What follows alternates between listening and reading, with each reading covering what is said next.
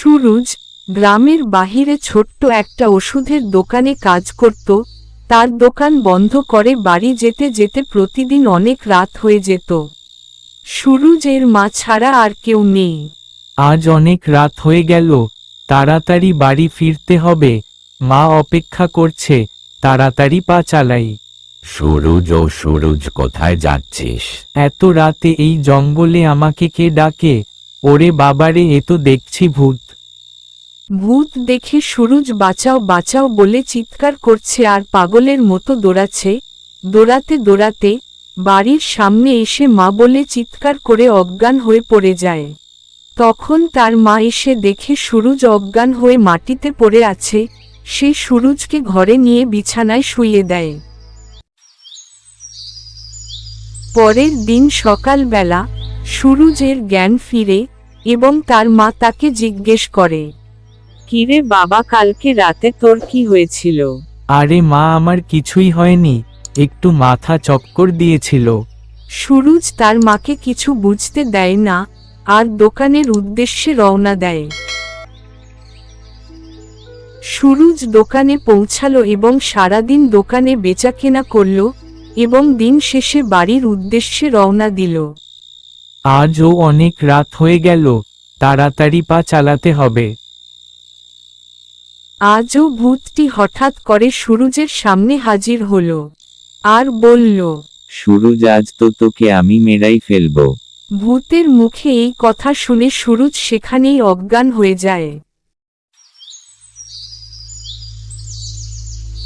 পরের দিন সকালে সুরুজের জ্ঞান ফিরে এবং সুরুজ বলে, আচ্ছা মা, আমি এখানে এলাম কি করে? আমাকে বাড়িতে কে নিয়ে আসলো? কালকে রাতে বিপ্লব আর শাকিল একটা ভূতের হাত থেকে তোকে বাঁচিয়ে বাড়িতে দিয়ে গেছে। তারপর সুরুজ দোকানের উদ্দেশ্যে রওনা দেয় আর মনে মনে ভাবে আজকে আমাকে তাড়াতাড়ি বাড়িতে ফিরতে হবে। দোকানের কাজ শেষ করে সুরুজ বাড়ির উদ্দেশ্যে রওনা দেয়। জঙ্গলের পথে যাবার সময় ভূত হঠাৎ করে সুরুজের সামনে হাজির হয়।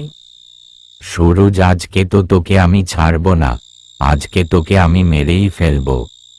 দয়া করে আমাকে মেরো না, আমাকে ছেড়ে দাও, আমার ভুল হয়ে গেছে। ভূত সুরুজের কোনো কথাই শুনল না, সুরুজকে ধরে মারতে লাগলো। এর মধ্যেই সুরুজের মা এসে ভূতকে বলল, তুমি কে বাবা? তুমি আমার ছেলেকে মেরে ফেলতে চাইছো কেন? আমার নাম রিফাত, আমি আর সুরুজ একই দোকানে কাজ করতাম।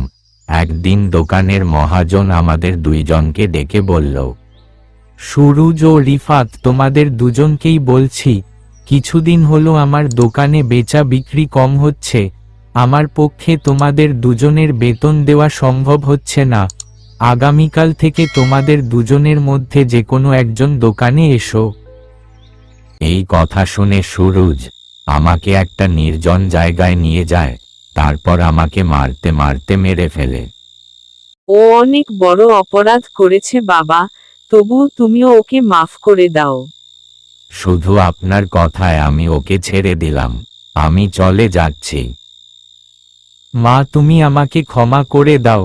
আমিও তোকে কোনো দিন ক্ষমা করব না, তুই আমাকে আর মা বলে ডাকবি না।